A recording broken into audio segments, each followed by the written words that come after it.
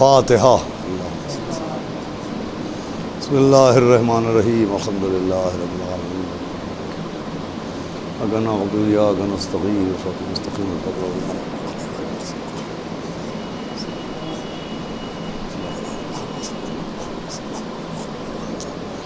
اعوذ باللہ السمیع العلی العظیم من الشیطان اللعین الرجیم، بسم اللہ الرحمن الرحیم، الحمد للہ رب العالمین، الصلاۃ والسلام علی سیدنا و نبینا و شفیعنا و طبیب قلوبنا و مولانا و مقتدانا بالقاسم محمد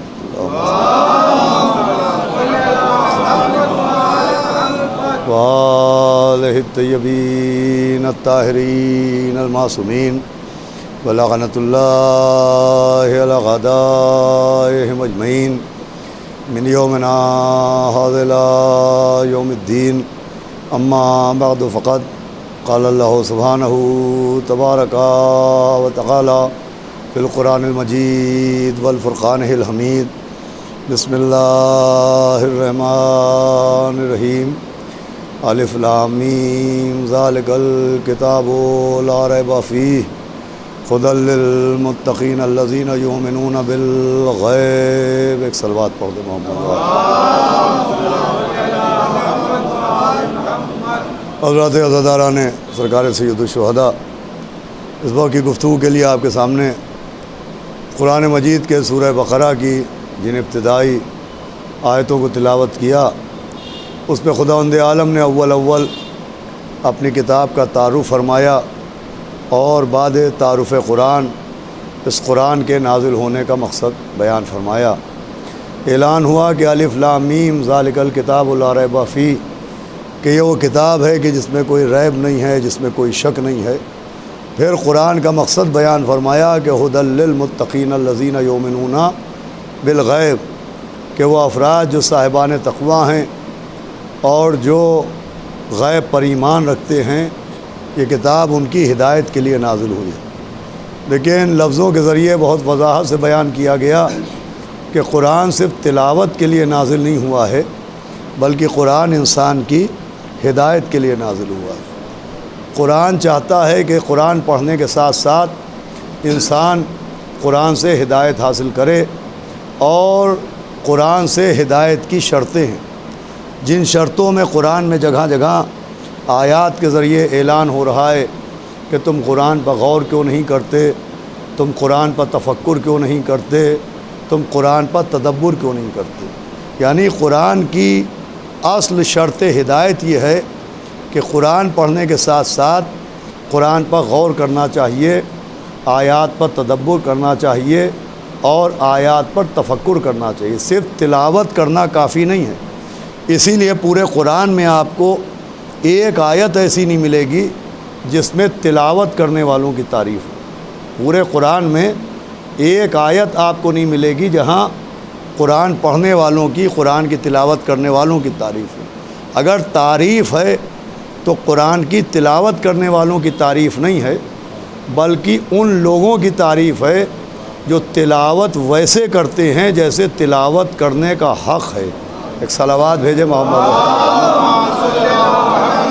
فرمائیے گا، قرآن میں ان لوگوں کی تعریف ہے جو تلاوت ویسے کرتے ہیں جیسے تلاوت کرنے کا حق ہے۔ اب ایک شخص نے ہمارے آپ کے امام جعفر صادق علیہ السلام سے کہا کہ حضرت، یہ جو اللہ نے ان لوگوں کی تعریف کی ہے جو قرآن کی تلاوت ویسے کرتے ہیں جیسے تلاوت کرنے کا حق ہے، تو یہ قرآن کی تلاوت کا حق کسے کہتے ہیں؟ حق تلاوت قرآن کیا ہے؟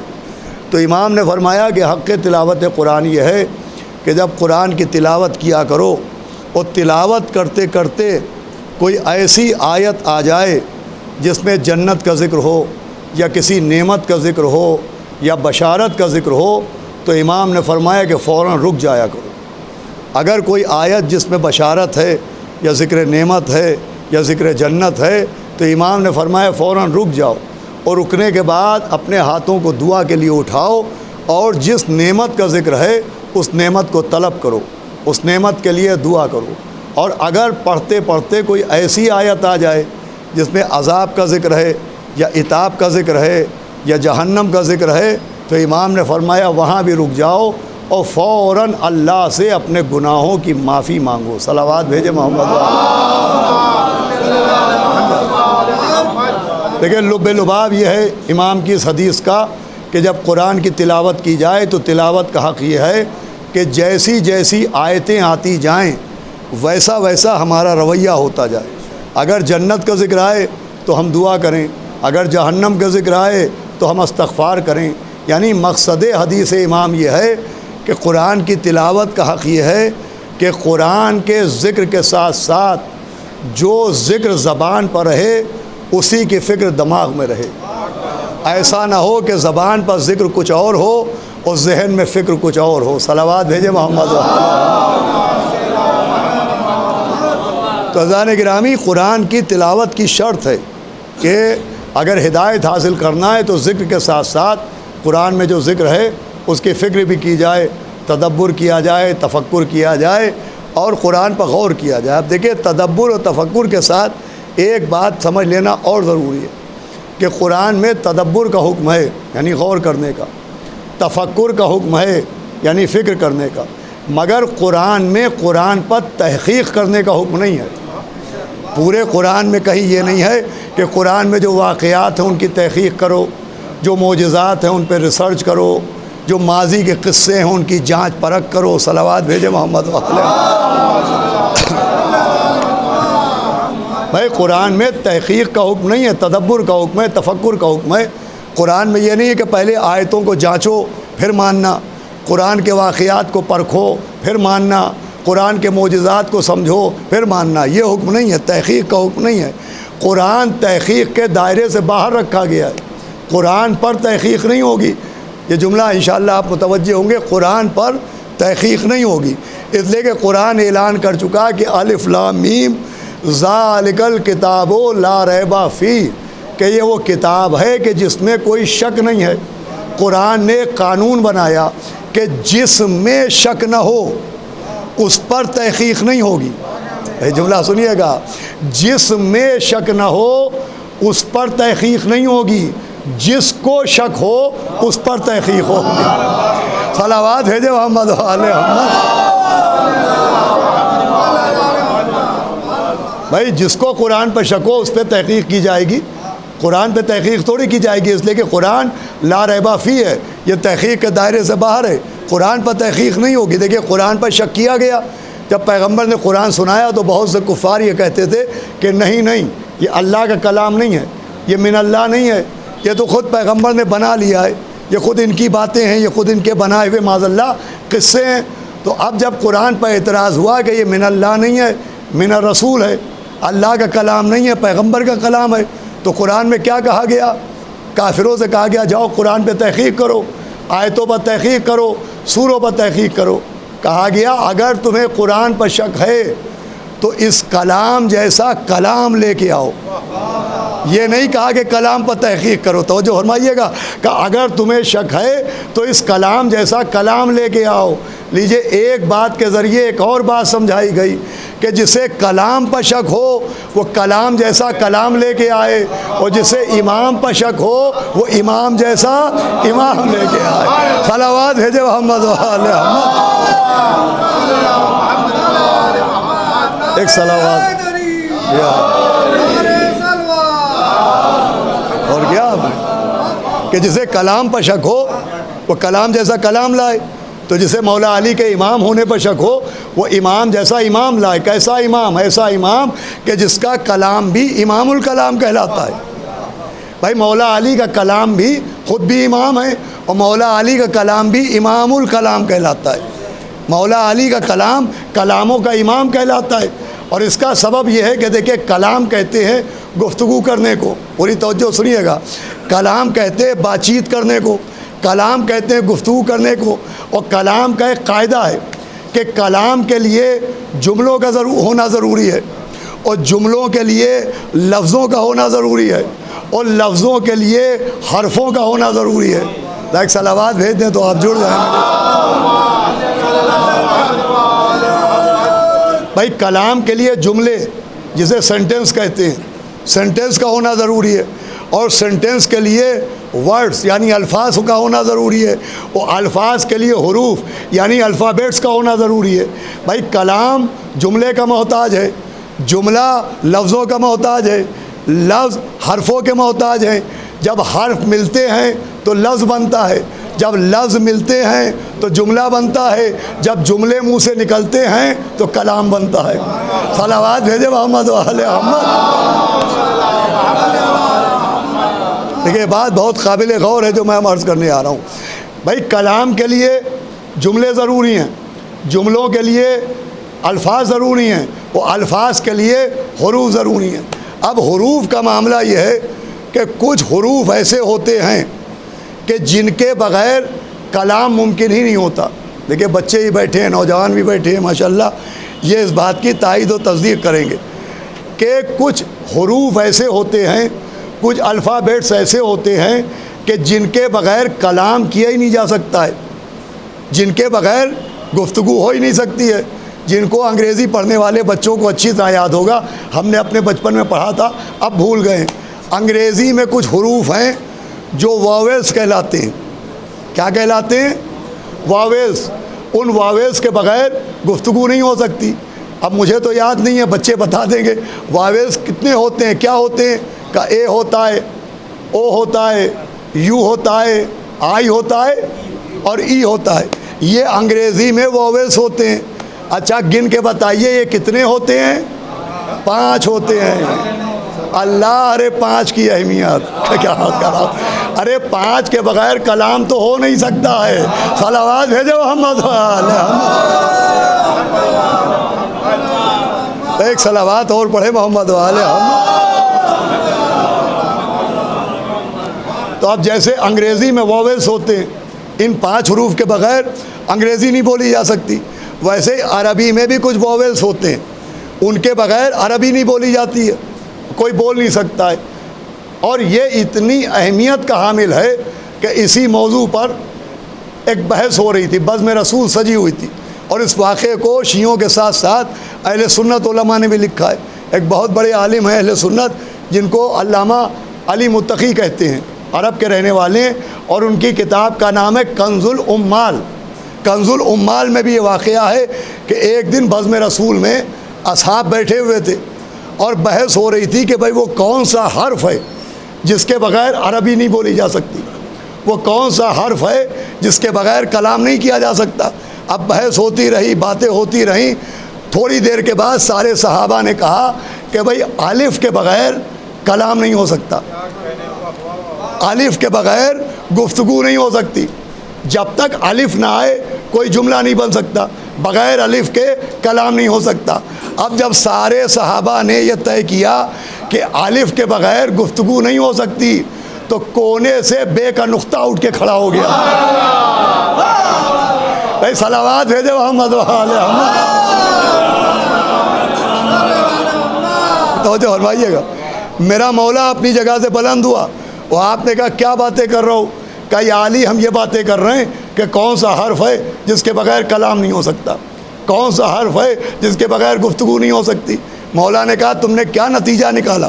کہا یا علی ہم نے یہ نتیجہ نکالا کہ الف کے بغیر کوئی شخص بات ہی نہیں کر سکتا، ہو ہی نہیں سکتا کہ کوئی آدمی باتیں کرے اور ان جملوں میں الف تشریف نہ لائے، الف کے بغیر گفتگو ہو ہی نہیں سکتی۔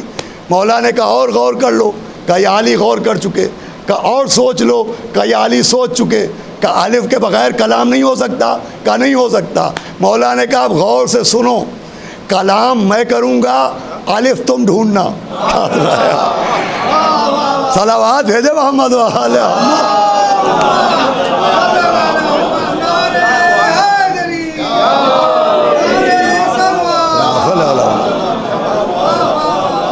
کا کلام میں کروں گا، الف تم ڈھونڈنا۔ اس کے بعد مولا کائنات نے ایک تاریخی خطبہ دیا جو بغیر الف کا خطبہ کہلاتا ہے. کیا سنایا؟ آج بھی دامن تاریخ میں مولا علی کے کلام میں وہ خطبہ موجود ہے جس میں مولا علی نے بغیر الف کے خطبہ دیا. خطبہ دینے کے بعد صحابہ سے مخاطب ہو کے کہا یہ بتاؤ میرے کلام میں کئی بار الف آیا؟ کہا یا علی ایک بار بھی نہیں. میرے مولا نے سمجھایا کہ جو حروف کا محتاج ہو اسے کلام کہتے ہیں اور کلام جس کا محتاج ہو اسے امام کہتے ہیں. صلوات بھیجے محمد. ایک صلوات اور بھیج دے محمد.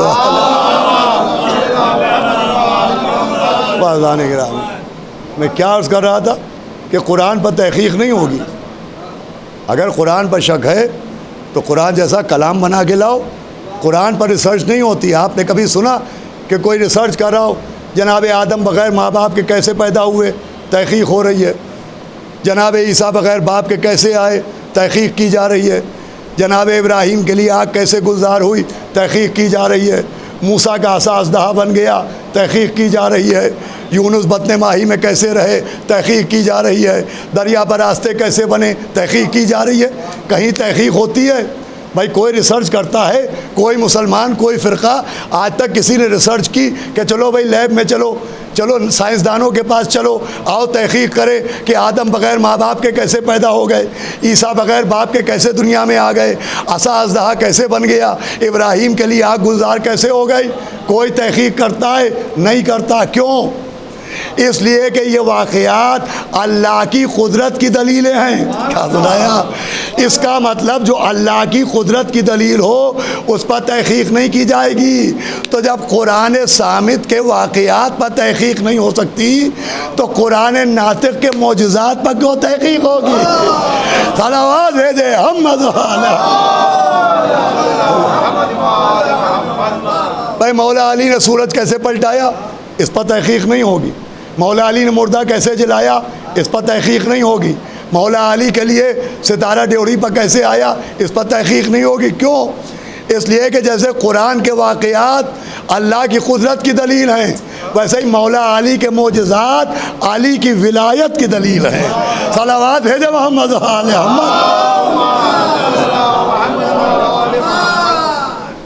بھائی جیسے قرآن صامت تحقیق کے دائرے سے باہر ہے ویسے ہی قرآن ناطق بھی معصوم بھی تحقیق کے دائرے سے باہر ہوتا ہے. اب میں آپ کو دو واقعات سناتا ہوں. ایک واقعہ یہ ہے کہ بریدہ نام کے ایک صحابی خالد بن ولید نے بریدہ کو ایک خط لکھ کے دیا اور کہا جاؤ یہ مولا علی کو دے دینا. تو جن صحابی کو وہ خط دیا ان کا نام تھا بریدہ اور اس خط میں مولا علی کی معاذ اللہ شکایتیں لکھی ہوئی تھیں. اور بریدہ سے کہا جاؤ یہ خط نبی کو دے دو. دیکھیں زمانہ کیسے بدلتا ہے. ایک زمانہ وہ ہے کہ نبی کو خط دینے پر تیار ہیں تو ایک زمانہ وہ آیا کہ قلم دینے کو تیار نہیں ہے. صلوات بھیجے محمد وآل محمد. بھیجا ایک صلوات بآواز بلند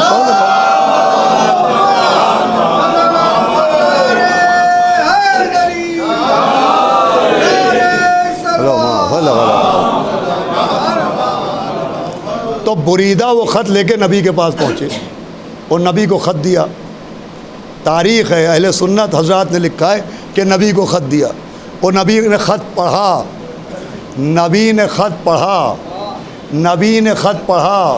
کہاں گئے نبی کو ان پڑھ کہنے والے؟ صلوات بھیجے محمد والے محمد. اور جیسے ہی نبی نے خط پڑھا ویسے ہی نبی کے چہرے کے آسمان پر غیظ و غضب کے بادل امڑنے لگے.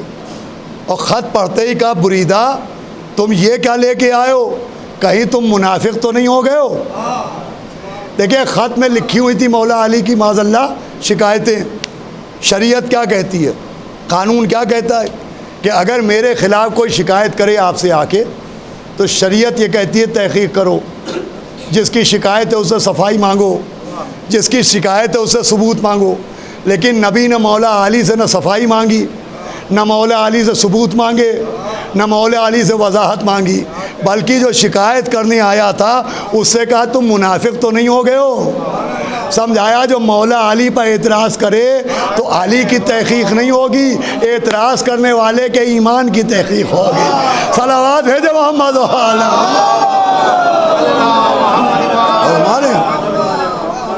بھائی، جیسے قرآن دائرۂ تحقیق سے باہر ہے، ایسے ہی مولا علی بھی دائرۂ تحقیق سے باہر ہیں، معصومین بھی دائرۂ تحقیق سے باہر ہیں۔ ایک ہو گیا یہ واقعہ، اب آخری واقعہ سنیں اور گفتگو کو سمیٹ دوں۔ ایک صحابی رسول ہیں جن کا نام ہے، جن کا لقب ہے ذو شہادتین، ان کا لقب ہے ذو شہادتین، نام ہے خزیمہ ابن ثابت، نام ہے خزیمہ ابن ثابت، مگر ان کا لقب ہے ذو شہادتین۔ ذو شہادتین کا مطلب ہے کہ جن کی گواہی دو گواہیوں کے برابر ہو، ایک گواہی دو گواہیوں کے برابر ہو، ان کا یہ ٹائٹل ہے ذو شہادتین۔ اور سارے مسلمان مانتے ہیں، اس میں کوئی شیعہ سنی کا جھگڑا نہیں ہے، سنی حضرات بھی مانتے ہیں کہ جناب خزیمہ ابن ثابت ذو شہادتین تھے، اور شیعہ حضرات تو مانتے ہی ہیں، اس لیے کہ مولا علی کے چاہنے والے بھی تھے۔ ان کا لقب ہے ذو شہادتین، ان کی ایک گواہی دو گواہیوں کے برابر مانی جاتی ہے۔ بھائی دیکھیں، شریعت میں دو گواہیوں کی ضرورت ہے کہ اگر کوئی معاملہ آئے تو دو گواہ مانگے جاتے ہیں، مگر خزیمہ ابن ثابت وہ تھے کہ جن کی اکیلی گواہی دو گواہیوں کے برابر مانی جاتی ہے۔ ان کو یہ لقب اور ٹائٹل اس لیے ملا، پوری توجہ سنیے گا، کہ ایک یہودی ایک دن پیغمبر کے پاس آیا اور اس نے آنے کے بعد کہا، اے اللہ کے رسول، آپ نے مجھ سے ایک دن قرض لیا تھا۔ تو نبی نے کہا، ہاں لیا تھا میں نے قرض۔ تو کہا، یہ بتائیے وہ قرض ادا کب کیجیے گا؟ ایک یہودی نے نبی سے کہا کہ آپ نے مجھ سے قرض لیا تھا، آپ وہ قرض کب ادا کریں گے؟ تو نبی نے کہا، تو کیا بات کر رہا ہے، میں تو تیرا قرض کب کا ادا کر چکا۔ تو اس نے کہا، آپ نے کس کے سامنے قرض ادا کیا؟ کوئی گواہ پیش کیجئے، اگر آپ نے قرضہ ادا کیا ہے تو کوئی گواہ لائیے، کوئی گواہ لائیے۔ نبی سے کس نے گواہ مانگا؟ یہودی نے۔ معصوم سے کس نے گواہ مانگا؟ یہودی نے۔ اس کا مطلب معصوموں سے گواہی مانگنا پرانے یہودیوں کی پرانی عادت ہے۔ صلوات بھیجے محمد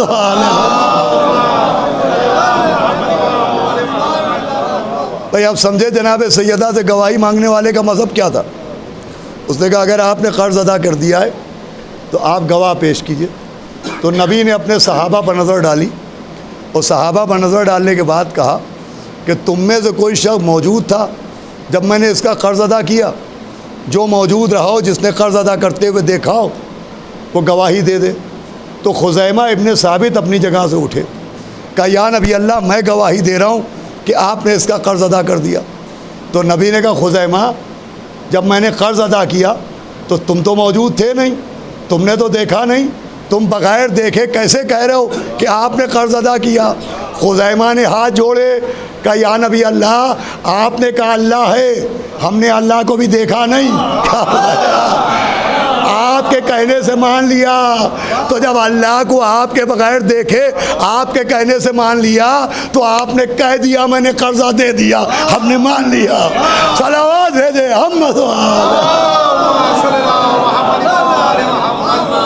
ایک صلوات اور پڑھ دے محمد۔ گفتگو تمام۔ کہ بھائی آپ کو ہم نے صادق مانا ہے، آپ نے کہا اللہ ہے، ہم نے دیکھا نہیں، مان لیا۔ آپ نے کہا جنت ہے، ہم نے دیکھی نہیں، مان لی۔ آپ نے کہا جہنم ہے، ہم نے دیکھا نہیں، مان لیا۔ آپ نے کہا کوثر ہے، ہم نے دیکھا نہیں، مان لیا۔ آپ نے کہا سلسبیل ہے، ہم نے دیکھا نہیں، مان لیا۔ آپ کے کہنے سے مانا۔ تو آپ ہی نے تو ابھی کہا ہے کہ میں نے قرض ادا کر دیا۔ جب صادق مان لیا تو اب دیکھنے کی شرط کیا ہے؟ بھائی لیجئے، ایک بات سے دو باتیں ثابت ہوئیں کہ بھائی جب نبی صادق ہیں تو پھر گواہ کی ضرورت نہیں، تو جب سیدہ صدیقہ ہیں تو گواہ کی ضرورت نہیں۔ صلوات بھیجے محمد۔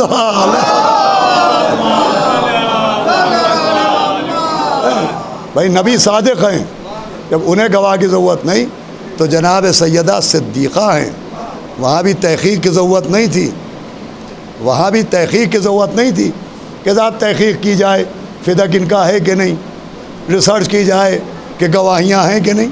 یہ عجیب مسئلہ ہے. دیکھیے بس گفتگو تمام ہو رہی ہے. فدق کا مسئلہ عجیب مسئلہ ہے کہ مولا حسن مولا حسین موجود ہیں اور مولا علی موجود ہیں, اور مولا علی نے تو گواہی تک دی. مولا علی نے گواہی تک دی. اب یہ جملہ انشاءاللہ آپ محسوس ضرور کریں گے, مگر فدق کے معاملے میں مولا علی کی گواہی بھی نہیں مانی. یہ عجیب تماشا ہے کہ ایک طرف فدق کے لیے علی کی گواہی بھی نہیں مانگی, اور جب اپنے پاس مقدمے آئے تو علی کے فیصلے تک مان لیے گئے. صلوات بھیجے محمد والے. دیکھیں کتنی عجیب بات ہے. بات آ گئی تو عرض کرتا چلوں کہ ایک طرف مولا علی ہیں, ان کی گواہی نہیں مانگ رہے, اور دوسری طرف جب اپنے مقدمے آئے تو مولا علی نے فیصلے دیے, وہ فیصلے مان لیے. ایک مقدمہ آ گیا, اور مقدمہ یہ تھا کہ ایک امیر آدمی مر گیا تھا, اور دولت بے شمار تھی, اور بیٹی صرف ایک تھی, اور مرنے والے نے وصیت کی تھی. اس کے غلام تین غلام تھے, اور ایک بیٹی تھی, اور بے شمار دولت تھی. اور مرنے والے نے وصیت کی تھی کہ میرے مرنے کے بعد میری ساری دولت اور میری بیٹی میرے غلام کو دے دی جائے, یعنی اسے داماد بنا لیا جائے, اور ایک غلام کو آزاد کر دیا جائے, اور ایک غلام کا سر اڑا دیا جائے. نام کسی کا نہیں لکھا کہ داماد کون بنے, دولت کسے ملے, نام نہیں لکھا. آزاد کسے کیا جائے, نام نہیں لکھا. قتل کسے کیا جائے, نام نہیں لکھا. اب 3 کا مسئلہ تھا, تو یہ تو عدد ہی ایسا ہے. 3 تگاڑا کام بگاڑا. صلوات پڑھے محمد والے محمد. بڑا منحوس عدد ہے. اب جب فیصلہ نہ ہوا کہ اس میں قتل کون ہو, آزاد کون ہو, اور دولت کسے ملے, تو بھی مولا علی کے پاس جانا پڑا. کہا یا علی یہ مسئلہ ہے. مولا علی نے کہا قمبر اپنی تلوار لانا. قمبر تلوار لائے, اور مولا علی نے ان غلاموں میں سے ایک غلام سے کہا یہ تلوار اٹھا اور اپنے آقا کی قبر پر جا, اور اپنے آقا کی قبر کو کھود اور اس کا سر کاٹ کے میرے پاس لیا. یہ سننا تھا کہ اس غلام نے تلوار کو ایک طرف پھینکا. کہا یا علی میں بھوکا مر جاؤں گا مگر اپنے آقا پر تلوار نہیں اٹھاؤں گا. مولا نے کہا کنارے کھڑا ہو جا. دوسرے غلام کو بلایا, اس سے کہا یہ تلوار لے اور اپنے آقا کا سر کاٹ لا. وہ 2 قدم آگے بڑھا, روتا ہوا پلٹا. ضمیر نے لعنت کی. اس نے کہا یا علی مجھے آزاد نہیں ہونا, میں اپنے آقا کی قبر پر تلوار لے کے نہیں جاؤں گا. مولا نے تیسرے غلام سے کہا تلوار اٹھا اور اپنے آقا کی قبر پر جا. جیسے ہی اس نے تلوار اٹھائی سیدھا آقا کی قبر کی طرف دوڑنے لگا. یہ تیسرا بڑا خسیس تھا. اس تیسرے کو راتوں رات غنی بننے کا بڑا شوق تھا. صلوات بھیجے محمد والے محمد. میں غلام کی بات کر رہا ہوں. مولا علی نے کہا قمبر پیچھے جاؤ, اور جیسے ہی یہ قبر کھودنا چاہے اس کو گرفتار کر کے لے آؤ. اس نے قبر کھودنا چاہی, قمبر نے گرفتار کیا, مولا علی کے پاس لے کے آئے. مولا علی نے کہا جس نے تلوار چھوئی بھی نہیں دولت بھی اسی کو دی جائے, اور مرنے والے کا داماد بھی اسی کو بنایا جائے. جو چند قدم آگے بڑھ کے لوٹ آیا اسے آزاد کر دیا جائے, اور جو آقا پر تلوار لے کے گیا تھا اسے قتل کر دیا جائے. صلوات بھیجے محمد والے لے کے بعد اس فیصلے کو مان لیا گیا. افسوس ایک طرف مولا علی نے دوسروں کے جو مقدمے کیے اس کا فیصلہ مان لیا گیا, اور فدق میں گواہی دی اسے نہیں مانا گیا کہ نہیں شوہر کی گواہی زوجہ کے لیے نہیں مانی جائے گی. زہرا بھرے دربار میں حق مانگ رہی, اس قوم کے رونے کو یہی بات بڑی. اللہ اکبر. مصائب کی ابتدا تو یہیں سے ہوتی ہے. یہ جو ایام عزا ہے, یہ جو بدن پر سیاہ کپڑے ہیں, یہ جو رونے کی آوازیں ہیں, یہ جو آہ و بکا ہے, یہ جو کربلا میں ایک لٹا ہوا گھر ہے, یہ جو 2 کٹے ہوئے بازو ہیں, وہ جو ایک پامال لاشا ہے, وہ جو ایک سینے کے اندر نیزہ ہے, وہ جو ایک گلے میں تیر ہے, وہ جو ایک گردن پر خنجر ہے, وہ جو ایک لٹی ہوئی بیوی ہے, وہ جو ایک کھلا ہوا سر ہے, وہ جو ایک چہرے پر تماچوں کے نشان ہیں, وہ جو کانوں سے بہتا ہوا لہو ہے, اس کی ابتدا یہیں سے ہوئی تھی. یہیں سے ابتدا ہوئی تھی۔ جناب سیدہ کے مصائب سے کربلا کا آغاز ہوا تھا۔ وہ جناب سیدہ کے گھر سے نکلتے ہوئے شعلے تھے جو کربلا میں خیموں تک آگ بن کے پہنچے۔ وہ جناب محسن کا قتل تھا جو جناب علی اصغر کی شہادت تک پہنچا ہے۔ اللہ بس عزیزو آپ رونے پہ آمادہ ہیں، اور اس سال تو اور روئیں گے۔ اللہ اللہ کہ کہاں سال بھر انتظار تھا، مولا آئیں گے یوں ماتم کریں گے، یوں مجلس پہ جائیں گے، یوں عزا خانہ سجائیں گے، یوں لوگوں کو بلائیں گے۔ اللہ اکبر۔ اس سال تو دل بہور خنجر چل رہے ہیں۔ میں نے کوئی دعا نہیں کی پہلی محرم سے 10 محرم تک، اس لیے کہ دعاؤں کا زمانہ نہیں تھا، لیکن میں نے 10 محرم کو بھی ایک دعا کی، اور جہاں عشاء پڑھ رہا تھا روز ایک دعا کر رہا تھا۔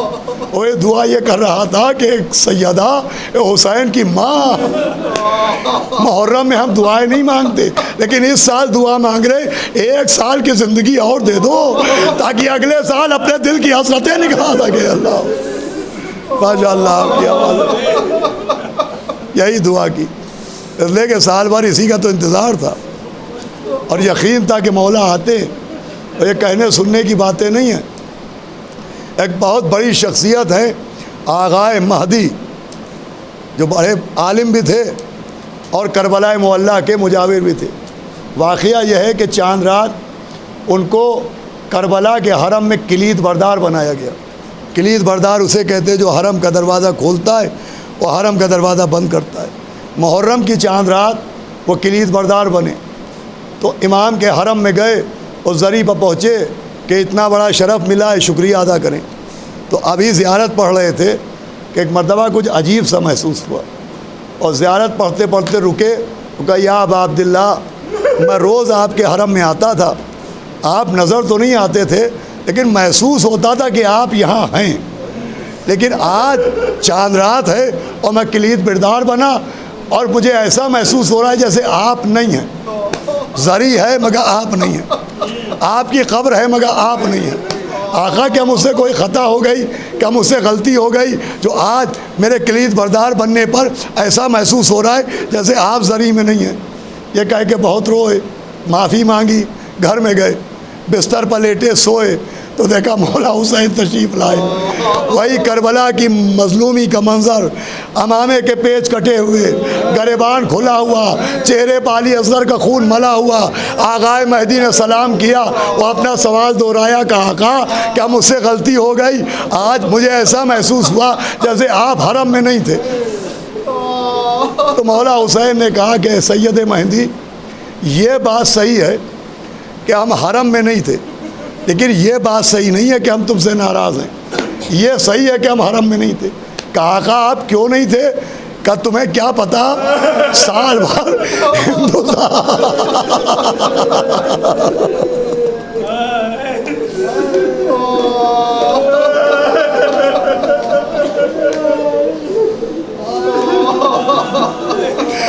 سال بھر ہندوستان میں ہمارے آزادار انتظار کرتے ہیں، ہمارا مہمان۔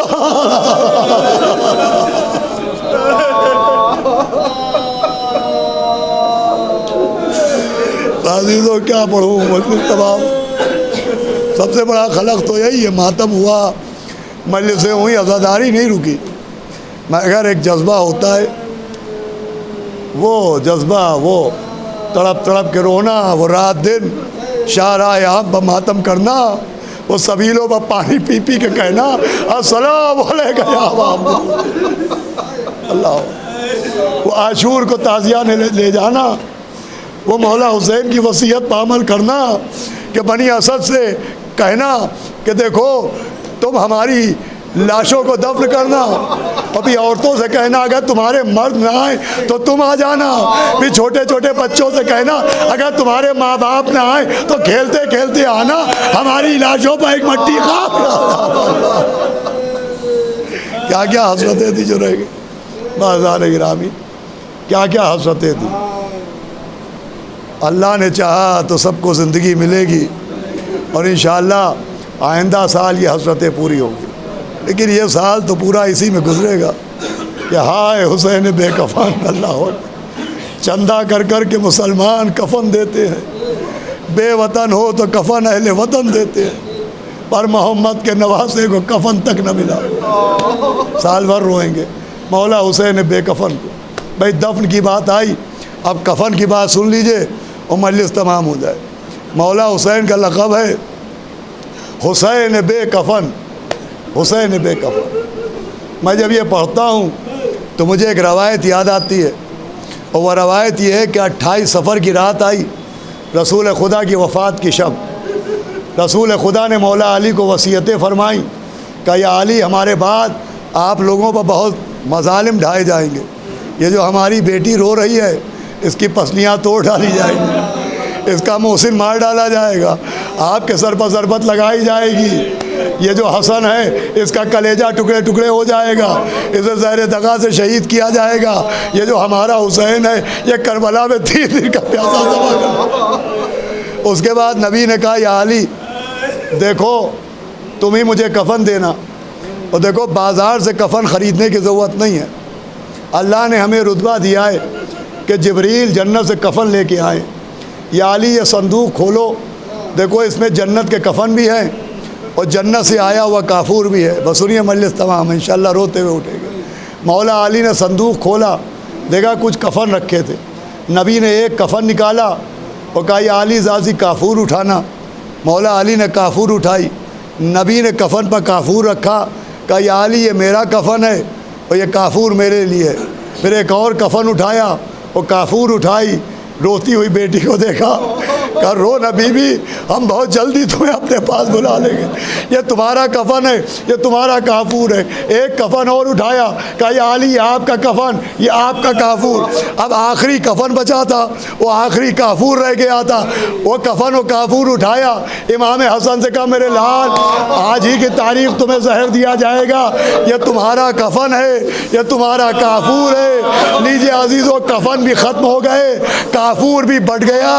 کونے سے ایک چھوٹا سا بچہ روتا ہوا اٹھا، کہا نانا میرا کفن کہاں ہے، نانا میرا کافور کہاں ہے؟ کہا رے میرے لال تجھے کیا کفن دیا جائے، تیری شہادت کے بعد تیرا کرتا لوٹ لیا جائے گا، تیرے لاچے پر گھوڑے دوڑائے جائیں گے، تیرا لقب ہوگا حسین بے وطن، حسین بے کفن۔ اللہ اللہ